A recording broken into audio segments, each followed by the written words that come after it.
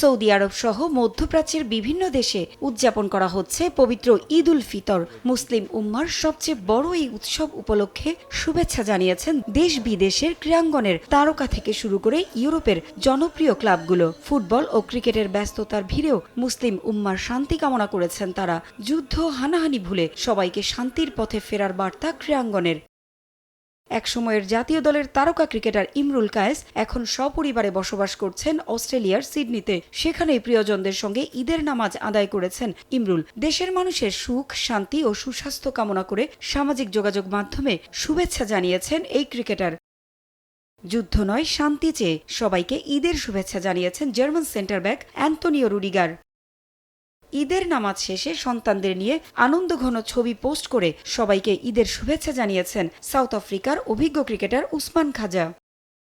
বরাবরের মতো এবারও মুসলিম উম্মার শান্তি কামনা করে শুভেচ্ছা জানিয়েছে ইউরোপের সফল ক্লাব রিয়াল মাদ্রিদ। পিছিয়ে নেই তাদের চিরপ্রতিদ্বন্দ্বী বার্সেলোনাও। ইংল্যান্ডের ক্লাবগুলোর মধ্যে সবার আগে শুভেচ্ছা জানিয়েছে ম্যানচেস্টার সিটি। পারভিন আক্তার, সময় সংবাদ।